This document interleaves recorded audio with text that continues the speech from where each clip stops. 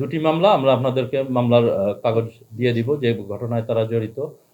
একটি আমরা দেখেছি যে গ্রেভিয়াস হার্ট আমরা যাকে বলি, অর্থাৎ ৩২৬ ধারার যে মামলা, সেই মামলায় একজনকে গুরুতরভাবে জখম করা হয়েছিল। সেটি একটি মামলা এদের বিরুদ্ধে রয়েছে। এছাড়াও আরো একটি ঘটনা, ছিনতাইয়ের মতো একটি ঘটনা রয়েছে। সেই ঘটনাটিও তাদের দ্বারা ঘটানো। তো এই মোটামুটি তাদের বিরুদ্ধে আমরা এখন নতুন করে অনেক অভিযোগ পাচ্ছি। তারা গ্রেফতার হওয়াতে এই এলাকা থেকে আমরা তাদের যেন আর কোনো কর্মকাণ্ড না থাকে, সেই লক্ষ্যে আমাদের কার্যক্রম, আমাদের মনিটরিং, আমাদের তৎপরতা অব্যাহত থাকবে।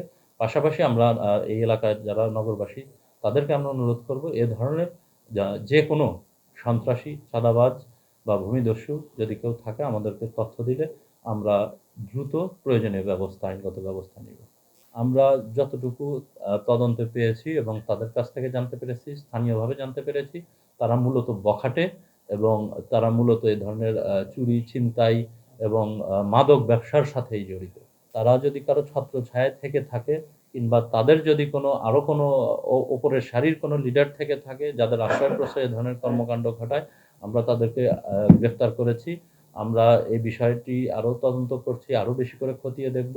যদি কারো সংশ্লিষ্টতা থাকে, তো আইনের বাইরে থাকার কারো কোনো সুযোগ নেই, তাদেরকেও আমরা গ্রেফতার করব। এটাই বললাম আপনাকে যে তাদের প্রত্যেকের বিরুদ্ধেই একাধিক মামলা রয়েছে এবং প্রত্যেকটি মামলায় তারা কিন্তু গ্রেফতার হয়েছে।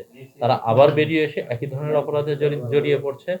এই বিষয়টিতে আমাদের সম্মানিত নগরবাসীকে সতর্ক থাকতে আমরা অনুরোধ করব, যেন তারা সতর্ক থাকেন এবং এই বিষয়ে এ ধরনের অপরাধী যারা, তারা যখনই তাদেরকে দেখা যাবে এলাকায়, আমাদেরকে জানালে আমরা তাৎক্ষণিক ব্যবস্থা নিতে পারি। দেশীয় অস্ত্র যেগুলি আমরা সাধারণত বিভিন্ন দোকানে দেখে থাকি, এগুলি মূলত পশু জবাই বা বিভিন্ন প্রয়োজনীয় কাজে মানুষ ব্যবহার করে, সেই ধরনের অস্ত্র তারা সংগ্রহ করে তারা মানুষকে ভয়ভীতি দেখানো, মানুষের ওপর আঘাত করা, এ ধরনের কর্মকাণ্ডের উদ্দেশ্যেই এই অস্ত্রগুলি সংগ্রহ করেছে। এছাড়া কিছু আমরা যেগুলি দেখেছি, যাদেরকে আমরা ড্যাগার বা আধুনিক যে সমস্ত চাকু আমরা দেখতে পাই, চাইনিজ চাকু, এগুলি কিন্তু বিভিন্ন স্থানে বিক্রি হয়।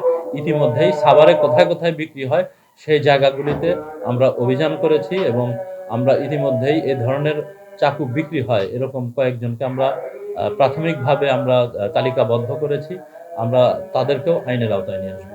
কেননা এ ধরনের অস্ত্র যেন কেউ বিক্রি না করে, সেই লক্ষ্যে আমি সকলকে সচেতন থাকার আহ্বান জানাই।